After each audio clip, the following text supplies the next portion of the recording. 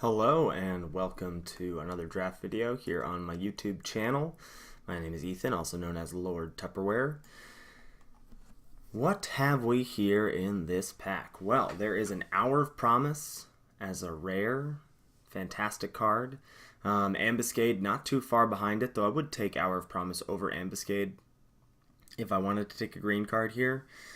We've also got an Ominous Sphinx and a couple great removal spells at common. Torment of Venom and Puncturing Blow. I've seen those competing as best common removal spell before, but certainly Ambuscade above those. So I think Ambuscade is the best common here.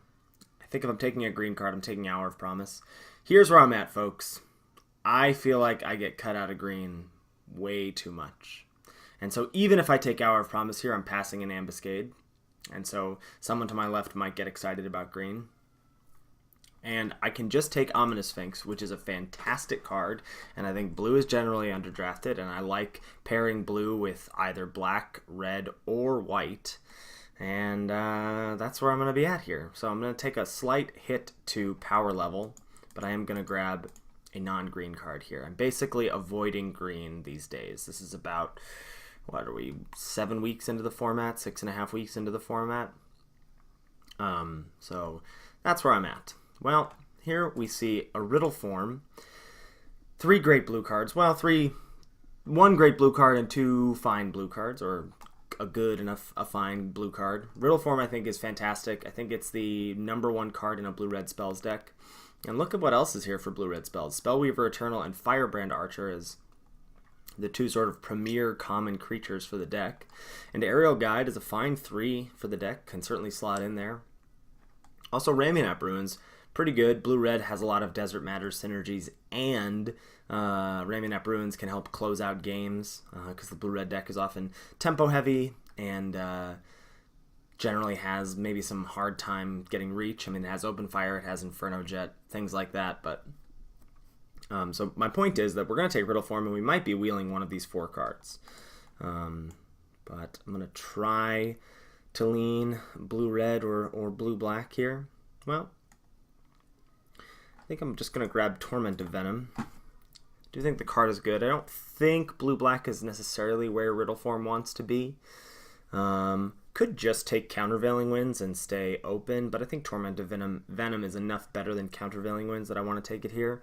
And I like Vizier of the True, but I really like it only in red-white and green-white.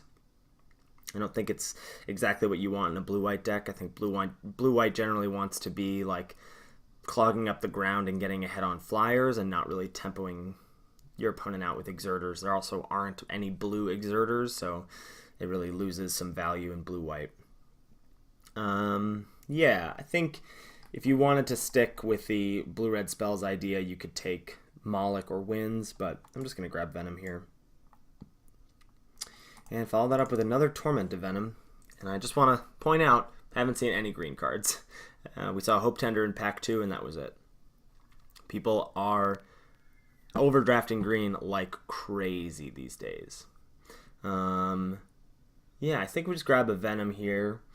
Could end up not being blue, but there are just some fine blue cards here. Supreme Will, Countervailing Winds, and Proven Combatant. All fine cards in various iterations of blue decks. But I'm just going to grab another Torment here. Wow, wow, wee wow. Late Sunscourge Champion. A couple late Deserts. And Unsummon as well. I love Sunscourge Champion. And Sunscourge 5th feels like it might be a signal with that Vizier in the last pack. Or was it 2 packs ago? It was 2 packs ago. I would love to play this Sphinx in this Riddle form. I think I'm just going to grab this Black Desert here. I think it's probably like the 3rd best black common, maybe even 2nd best. Maybe it's better than Lethal Sting. I don't know, but it's a very good black common. So I'm going to grab it here. Also, cycling synergies in blue-black. So I'm going to pass up on the champion, which might be a signal, might not, and just stick to black here. Yeah, well, now we see an Avon as the best card in the pack, and I'm going to grab it here, and we may just be going black-white. There's a Gideon's Defeat, which is very good. We've seen a couple of those. Dunes of the Dead, I like a lot if you do have a Sacrifice Desert. Survivor's Encampment, also good. But I think we just grab the Avon here. Okay, never mind.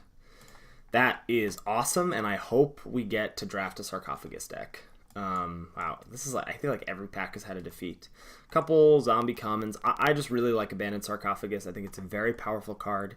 Getting it this late, I think, is not only, it's a signal that blue-black is open, for sure. It is also a signal that, I guess it's just that. The signal that blue-black is open, because I think that's really what this card is. So I'm going to grab it here and hope to move in on some cycling goodies. All right, I'm going to grab Wall of Forgotten Pharaohs. We've already got one desert here. I do like Wall better than Wretched Camel. Again, another Gideon's Defeat. And I do know Moaning Wall has cycling, but this is a pretty weak cycling card here, so I'll grab the Wall.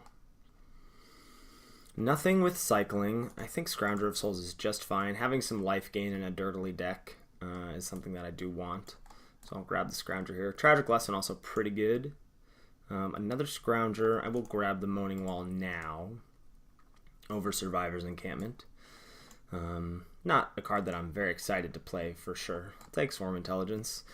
We could play that Dirtle card.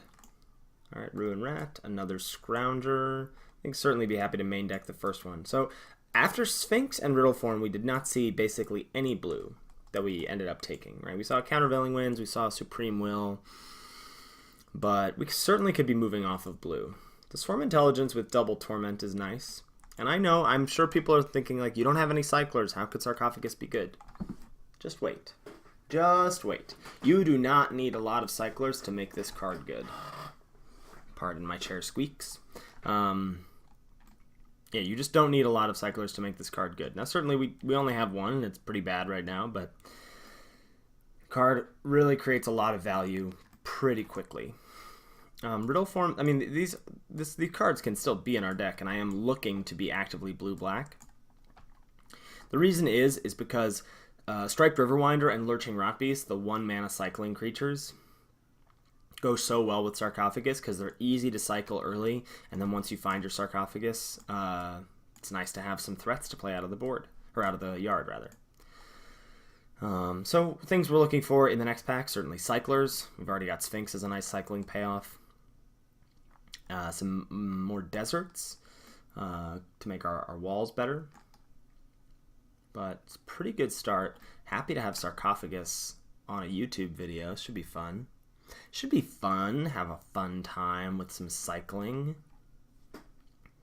Vile Manifestations are going to be the best pickups for us here, and then we'll be looking for any Ruthless Snipers we can grab in the last pack, or Drake Haven should we be so lucky to grab one of those. But those are things I'm looking at. What's taking someone so long? We got a disconnect here? Magic Online did just come back up from downtime, so might be getting owned by downtime here.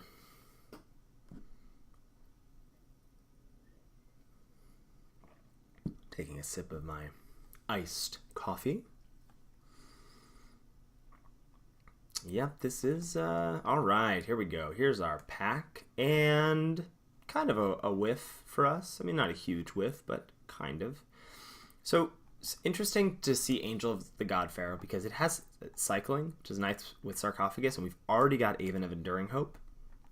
So we could hedge and go black-white instead of blue-black, but I think with Black Desert in the pack, I'm just going to take that and see what the turn brings. We're passing Eternal and Seer and Grizzly Survivor in our colors. I assume Eternal will be gone, and maybe these two will still be here. There is a chance, depending on how many people are in white, that this Angel of the God Pharaoh is still here, if we do end up wanting to switch to black-white, because I think Aven of Enduring Hope and Oketcher's Avenger are better cards than this. So there'd have to be 3 white drafters that take white cards out of this pack over it. Pack's pretty powerful. Other than that, there's a Last Stand, there's a Ritualist, there's an Open Fire, so it's not unreasonable. So I'm just going to grab Black Desert here. Oh boy! Hour of Eternity. Now, Hour of Eternity does a similar thing as Abandoned Sarcophagus, but not so similar that I won't take it here. Yeah, it's just very flexible and very good. It's a heavy blue commitment. But if I'm not taking it, what am I taking here? Probably just another desert, right? I'd just take a blue desert, blue cycling desert over Lethal Sting and Unsummon. So I think Hour of Eternity is good enough. And gives me hope that at least the person to our left isn't in blue, and maybe blue will be pretty open this pack. This also opens us up to playing things like that Angel, like just as a random cycler. Like random cycling colorless creatures that can trigger things like Ominous Sphinx. And then we can get them back with Hour of Eternity.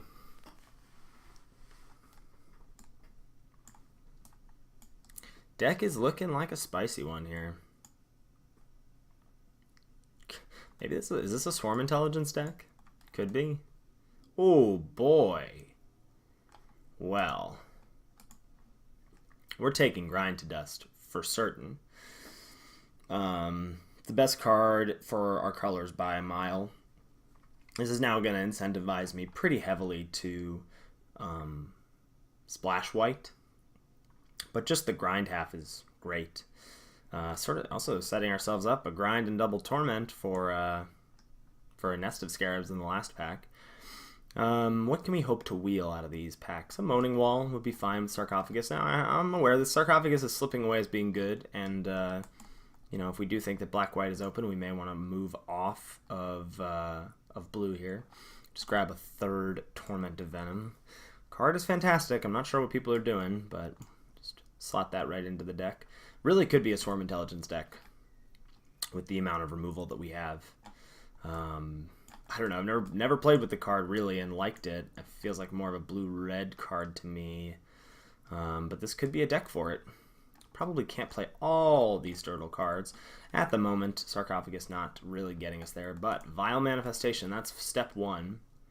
For sure, that's step one. We're going to grab Vile Man here. There's a chance Riverwinder wheels, but unlikely. But these are the cards that I really want, is the Riverwinders and the Rot Beasts. So I'll just grab Vile Man. Vile Man also good with the Cycling Deserts. So that's our second cycling spell. And okay, there's a Hostile Desert. There's a Wretched Camel, a Proven Combatant, and a Manolith. It's an interesting deck for Manolith, I think, with potentially Swarm Intelligence, potentially Hour of Eternity, potentially Splash and Grind to Dust. And Wretched Camel I like a lot, and Proven Combatant I think is fine, but I am going to grab this Manolith here. It also triggers Riddle Form, this is actually looking like a deck where Riddle Form might be okay, though not like a beatdown deck. All right, Striped Riverwinder, get in my belly. Oh my god, what? An Ifnir Deadlands so late? That's incredible. Alright, so we're now about to see our first pack. It'll be interesting to see which of those white cards comes around. Because I think I still could play that, what's it called? That Angel, just as a cycler that then we could eventually hour back. Or if we are playing a white source, combine. Yeah, wow. Okay, so only one white drafter. Only one person took a white card, right? They took the Aven. So I will take Angel here as a cycler. And I'll take Rivulet as another desert for Deadlands. What's looking like it might get the axe? Swarm Intelligence probably gets the axe here. Riddle Form is cute. Riddle Form is pretty cute. And I mean Sarcophagus just doesn't need that much more from the last pack to be good. We've got Striped Riverwinder and Vile Manifestation and Moaning Wall. Like, you gotta cycle one thing and play it from the graveyard, and then you've got your value off of it.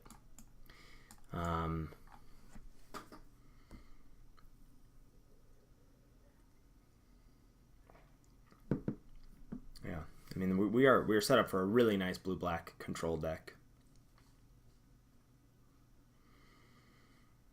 Looking for, White Desert, huh? I like White Desert here as another desert for Deadlands. Could get cycled off of a Manolith as well. Alright, so got a couple cycling options here in Horror of the Broken Lands and Shimmerscale Drake. Some bounce in Winds of Rebuke. And that's about it. I will grab this Horror of the Broken Lands. And hope to maybe grab a Shimmer Scale Drake at some point. But we're definitely going to wheel something out of this pack for us. I don't think Serpent is great for us, but we could play it. I like, just because it does look like we have a lot of non-creature spells, but remember, one is a Riddle Form, one is a Manolith, one is a Sarcophagus, one is an Hour of Eternity. That's a late game card, so Serpent's not going to be that cheap. But Wind, Soul Stinger, and Drake could all be options. I'll just slot that, and Doom Descender even. But I'm just going to slot that horror right in. Here, I'm looking at Lab Guardian. I'm looking at Winds of Rebuke. I do like having some access to bounce, but I think Lab Guardian is just good enough and efficient enough at stalling the board and ground while we set up our Dirtle, Sarcophagus, and Hour, and Deadlands that I'm going to grab it here over Cartouche, sure. Right, or Winds. Yeah, take a Lab Guardian here. Ooh, Wander in Death is exactly what this deck wants, and I think we have a strong chance of wheeling, again, Illumination, Stamina, Vizier, or Drake. All cards we would play in this deck. But Wander in Death is just fan-freaking-tastic. Vizier of Tumbling Sands, yeah, that has cycling on it, and that just has so many interactions, right? I mean, just being able to untap a Manolith for any 2 sources of any color, untap a wall for double pings. It's just really fantastic. Untap Deadlands. That's probably not going to be relevant, but can untap a land that comes into play tapped. Whatever. Grabbing that here. Temet, if we think... Temet is... Well, we've only got the one Eternalizer and Hour, I suppose. But if we're not taking Temet, what are we taking? Scarab Feast cycles, but not very exciting. Pitiless Vizier cares about cycling, but again, not very exciting. Could probably just take them Illusory Wrappings for the board. But if there's a chance that we want to play Temet, like if we get an Eternalizer or 2 more, we're already trying to splash white for Dust. I don't feel like I'm missing out on much. I'll just grab Temet, see what happens. Get a Lord of the Accursed, get a Merciless Javelineer, and a Cursed Mummy. Well, what zombies have we? Not many. You're half a zombie. You're a zombie. And that's it. You make zombies. You care about zombies. But I'll take it here. Again, I'm not concerned about playables, and Cursed Minotaur is good, but I don't think the kind of thing that we want in this deck. There's an Unburden, there's a Heckma Sentinels, there's a Miasmic Mummy, and a Festering Mummy. So a couple zombies if we thought that this zombie lord wanted to make our deck. Unburden cycles, and that's nice with Sarcophagus. And also it's just like a pretty, I think, a fine card. And also just like more cycling for Sphinx or for Horror. I think that's where we want to be for this deck. Ooh, another Horror is a great pickup for us. Another 1-mana cycling creature. Interesting. So this is our first pack, and we did not wheel any of the cards that we really wanted to wheel. I'll take a Doom Dissenter, but I assume we're not playing it. We shall see. So we ended up with not a ton of cyclers, but still, I think, a fine amount. This is a deck where I'm definitely going to be running 17 lands. I think you could even go as far as running 18 lands, and I'm sure that people would be thinking, well, you've got so many 1-mana cyclers. I think I still want Pitiless Vizier over Horror. Over Cursed Minotaur, I mean, if we're playing that. You got so many 1-mana cyclers, why? Yes, Shadowstorm Vizier. Awesome, that's our perfect 23rd card, and we're ready to go. But here's the deal. We are going to be tapping out every turn of the game. We are going to have stuff to do almost every turn this game. We've got cyclers. We've got tons of mana sinks. Riddle Form. I guess Jeru's Resolve that could even be sided in. We've got removal. We've got Abandoned Sarcophagus is like helping us draw cards and then being a mana sink late in the game. I grabbed a Pitiless Vizier already. I can't imagine I'd ever play a Painful Lesson.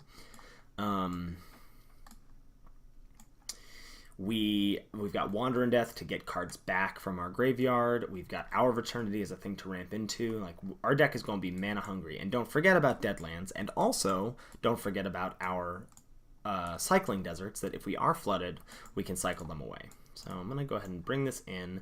I think we're not going to play a Plains. We've got the White Desert by itself.